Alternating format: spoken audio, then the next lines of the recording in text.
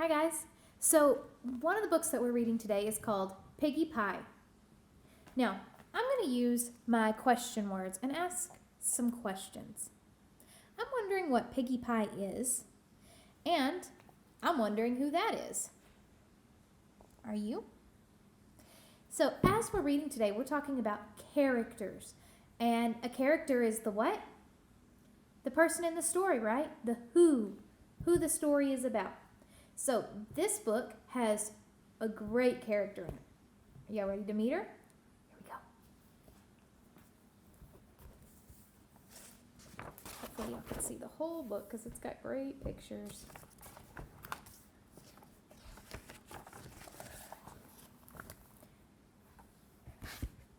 I'll try to get y'all as quick as I can. Gritch the witch woke up grouchy and grumbly and very hungry. Her belly grumbled for something delicious, something delightful. But what?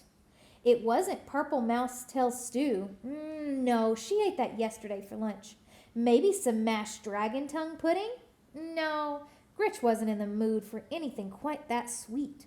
Perhaps a taste of boiled black buzzard feet? That always made her mouth water. No, not today. Today, Gritch wanted something truly tasty, something really yummy, something special. And that could only mean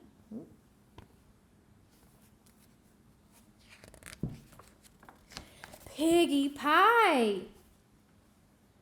Yes, Piggie Pie. I can taste those plump, juicy pink piggies right now, Gritch said, smacking her lips. She hurried to the pantry and pulled down her old hag cookbook from the top shelf. She picked off a spider, blew the dust, and turned to the secret recipe on page 342. Gritch ran her bony finger down with the long green nail down the list of ingredients. One eye of a fly. She checked the pantry shelves. No problem, said Gritch. 2 shakes of a rattlesnake's tail. No problem, said Gritch. 3 belly hairs of a possum. No problem. 8 plump piggies. Problem, screeched Gritch. I don't have any pink piggies. How can I make Piggie Pie with even one puny pink pig? Gritch pulled her hair. She stomped her feet. She paced the floor. She wanted Piggie Pie. She wanted Piggie Pie very, very much. She said, tapping the lucky wart on her chin. Now where will I find 8 plump piggies?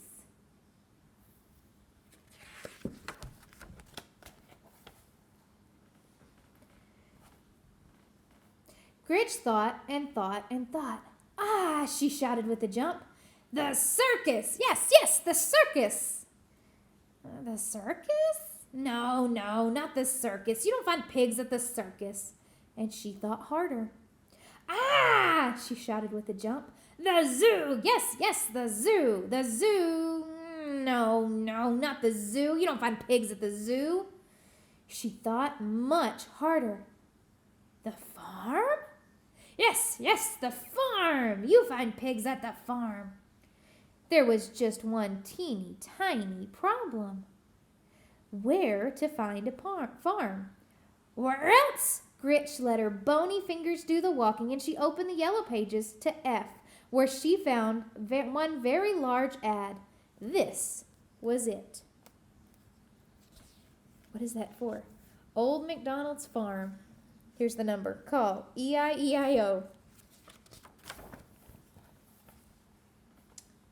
Gritch put her broomstick in gear, and she headed to the river and through the woods to Old MacDonald's farm.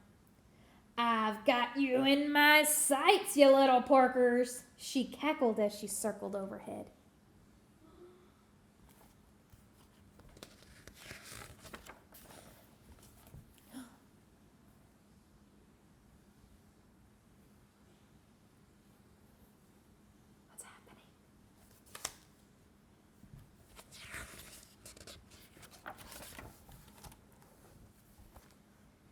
Gritch zoomed in for a thump-thump screech landing. She spit straw, fanned her still smoking tootsies, and lifted her goggles. There wasn't a pig in sight. "Where did they all go?" Gritch shouted to a duck. "Hey, duck, I said, where did all the piggies go? I need 8 plump piggies for Piggie Pie." The duck quack-quacked here, it quack-quacked there. It quacked, here it quacked, there it quacked, everywhere it quack-quacked. No piggies. Do you see any piggies?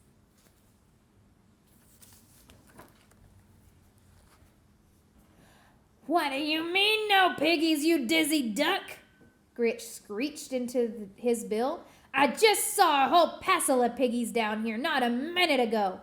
Hand over those hogs, you little quacker." "No piggies," quacked the duck. Gritch pulled her hair. She stomped her feet. She threatened the duck with one of her most evil spells. It wasn't even scared. It gave Gritch another quack and waddled away. "Who needs a dumb duck?" Gritch mumbled.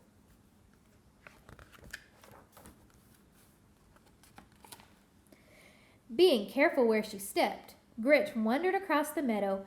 "Yoo-hoo!" she shouted. "Moo?" "You," Gritch said to the cow. "Where are all the piggies? I need 8 plump piggies for Piggie Pie." The cow moo-mooed here, it moo-mooed there. Here it mooed, there it moved, everywhere it moo-mooed. No piggies. Do you see the pigs?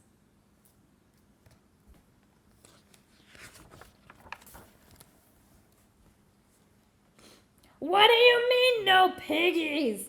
You lumpy-looking cow," screeched Gritch.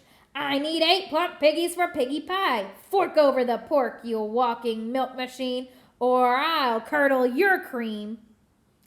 "No piggies," mooed the cow. Gritch pulled her hair. She stomped her feet. She threatened the cow with one of her most evil spells.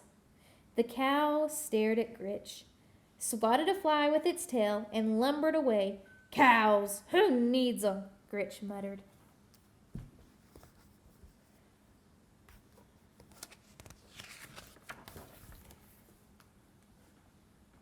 So she tried the barnyard, where she stopped a chicken in its tracks.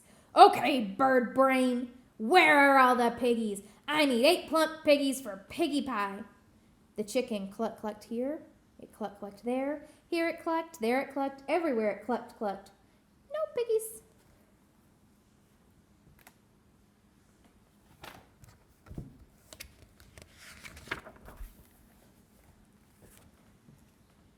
"What do you mean, no piggies, you feathered drumstick?" Gritch screeched. "What is going on here? Where is the boss of this heap of hay?" The chicken flapped its wing towards Old MacDonald. Gritch looked him over once, twice.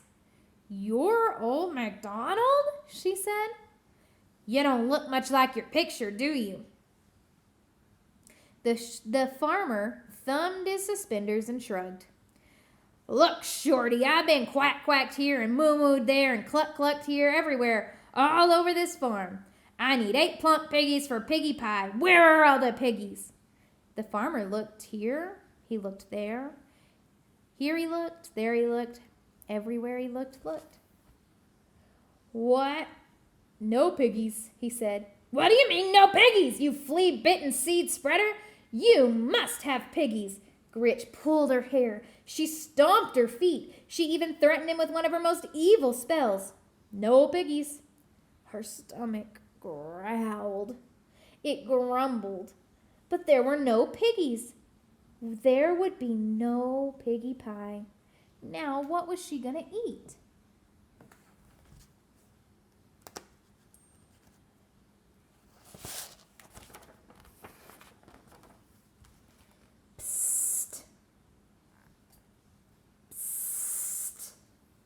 "Excuse me, lady." Wolf's the name. "Let me give you some advice. Forget about the piggies." "Forget about the piggies?" "Forget about the pigs," he nodded. They're too tricky. Trust me, I've been chasing 3 little pigs for days. He huffed and puffed. I'm starving. Look at me. I'm nothing but skin and bones. Gritch pinched his arm. Well, not quite, she grinned. Mr. Wolf, I have the most wonderful idea. I was thinking, since you haven't eaten and I haven't eaten, why don't you come home with me for lunch? I am a very good cook. Why, that does sound tempting, said the wolf, and he looked at Gritch and smacked his lips. Are you sure it won't be any problem? Problem? Gritch grinned.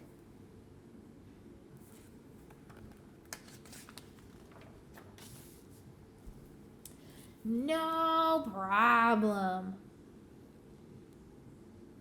I always enjoy wolf for lunch. Look at this picture. What are they thinking? Why does she say she always enjoys wolf for lunch? You can go ahead and think that, or talk with somebody at your house about what happened in this story. Now next, you've got another video. Our writing today is going to be about Gritch. So it's on a Jamboard, and the instructions are in the video below this one. Okay? I hope y'all love this book. It's one of my favorites. See y'all later.